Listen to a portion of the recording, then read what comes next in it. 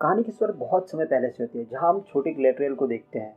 अब मैं स्टोरी में आगे ग्लेटरियल को गैल कहा करूँगा क्योंकि ये प्रोनाउंसिएशन में थोड़ा अच्छा रहेगा। अब हम वहाँ पे गैल को देखते हैं जो कि पेपर का नाव बना करके खेल रही होती है। तभी वहाँ पे कुछ बच्चे आ जाते हैं जो कि उसे परेशान कर रहे होते हैं। तब उस पे वो गुस्सा होकर उस बच्चों के साथ झगड़ने लग जाती है। तभी वहाँ पे गैल का भाई आता है जो कि उसे फिर समझाता है। अब इसके बाद फिर हमें बहुत समय पहले की एक कहानी बताई जाती है, जहाँ पे फिर मॉर्गेट नाम के एक शैतान का ज़िक्र किया जाता है जो कि इस दुनिया पे कब्ज़ा करने के लिए आता है। जिस पे फिर एल्फ्स की सारी सेनाएँ उससे मिलकर लड़ने के लिए मिडल अर्थ में जाती है। अब मैं आप लोग को बता दूँ सिंपल भाषा में कि एल्फ जो रहते हैं वहाँ पे हम उसे कहते हैं वॉलेनॉर। और उस वहीं पे जो दूसरी प्रजातियाँ हैं जैसे कि ह्यूमन्स हो गए, हॉबिट्स हो गए और जैसे दूसरी प्रजातियाँ जैसे डॉर्फ्स ये सब रहते हैं, उस जगह को हम कहते हैं मिडल अर्थ। जहाँ पे हम देखते हैं कि इस लड़ाई में बहुत सारे लोगों की जान चली जाती है। बहुत सारे एल्फ, बहुत सारे ह्यूमन, बहुत सारे रेसेस जो है वो बहुत सारी मर जाती है।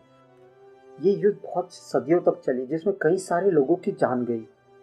वहीं पे हम देखते हैं कि मॉर्गो की भी उसमें जान चली जाती है और उसका कोई पता नहीं रहता। पर उसका एक फॉलोअर होता है सरलोंग नाम का, जो कि फिर धीरे धीरे डार्कनेस को फैला रहा होता है लोगों के अंदर, ड्रॉप्स के साथ में, और यूं कह सकते हैं कि गॉब्लिन्स के साथ में। जिससे फिर गैल का भाई उसे पकड़ के उसे मारने की प्रण लेता है, लेकिन हमें पता चलता है कि गैल के भाई को ही सरलोन मार देता है और उसके सीने पे एक सिंबल छोड़ देता है जो कि ईविल को दर्शाता है। अब इसके बाद हमें बहुत समय बाद का सीन दिखाया जाता है जहाँ पे हम गैल को देखते हैं जो कि सरलोन की तलाश में रहती है, क्योंकि उसे ऐसा लगता है कि सरलोन अभी भी कहीं पे बैठ करके बुराई को जड़ से बढ़ाने की कोशिश कर रहा होगा और वो एक बार में आकर फिर लोगों पे फिर से हमला करेगा और फिर से डॉक्टर जो बुराई है उसे इस दुनिया पर कायम करेगा। और उससे अपने भाई की मौत का बदला भी लेना था, इसके लिए वो उसकी तलाश करने जाती है, जिसमें हम उसे देखते हैं कि वो एक गुफा में जाती है जहाँ पे फिर उसे वही सिंबल दिखता है जो कि उसके भाई के सीने पे होता है। तभी उन लोगों पे एक मॉन्स्टर अटैक कर देता है, जिस मॉन्स्टर से फिर गैल बहुत ही अच्छी तरीके से फाइट करती है और उसे जान से मार देती है। जिसके बाद गैल और उसके साथी वेल्लोर में वापस आते हैं, जहाँ पे फिर उनका किंग उनका सम्मान करता है और उनके नामों को इतिहास में लिखने की बातें करता है। वहीं पे हम फिर गैल के बचपन के फ्रेंड को देखते हैं जो कि उसे समझाता है कि सैरोन कब का मारा जा चुका है उसी युद्ध में, और तुम खामखा ही तकलीफ कर रही हो और तुम खामखा ही ये सोच रही हो कि वो जिंदा है और तुम उसके पीछे अपना टाइम बर्बाद कर रही हो, ऐसा समझाता है उसे। पर गैल उसे बताती है कि उसे अपने भाई की मौत का बदला लेना और उसने उस सिंबल को फाइंड किया है जो कि सैरोन ने उसके भाई के सीने पर दागा था। इसके बाद सीन शिफ्ट होता है और हमें हॉबिट्स का एक गांव दिखाया था जो कि इंसानों से छुप करके वहाँ पे रह रहे होते। वहीं पे हम हॉबिट्स में से कुछ बच्चों को देखते हैं जो कि बेरीज खाने के लिए गए होते हैं। वहीं पे उन्हें एक भेड़िए का पंजा दिखता है, जिसपे फिर नॉरिन नाम की एक बड़ी लड़की होती है जो फिर उन बच्चों को लेकर के वापस आ जाती है। हम वहीं पे एक बूढ़े हॉबिट को देखते हैं जो कि तारों की मदद से भविष्य बता सकता था। वो कुछ भविष्यवाणी करता है जो कि हमें आगे बताई जाएगी।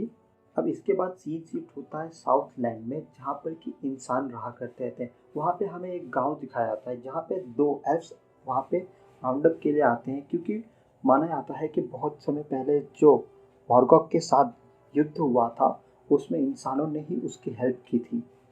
अब इन एल्फ्स में से एक एल्फ इंसानी औरत से प्यार करने लग जाता है, पर क्योंकि अब गैल को कोई भी सारोन के बारे में कुछ पता नहीं चला था, मॉर्गॉक के बारे में पता नहीं चला था, तो उनके किंग ने उन सैनिकों को वापस बुलाने लगा।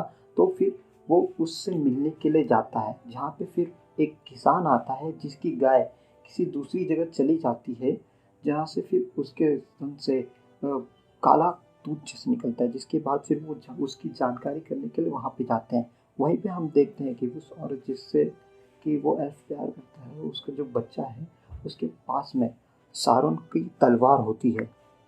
जहाँ पे फिर हम उस लड़की और एल्फ को देखते हैं जो कि वहाँ जानकारी इकट्ठा करने के लिए आते हैं। तो वो देखते हैं कि वहाँ पे जो गांव है वो पूरी तरीके से तबाह हो चुका है। फिर इसके बाद सीन शिफ्ट होता है संडरिंग सीज में, जहाँ पे फिर हम गैल को देखते हैं और उसके साथियों को देखते हैं जो कि एक बोट से हेवंस की ओर जा रहे होते हैं।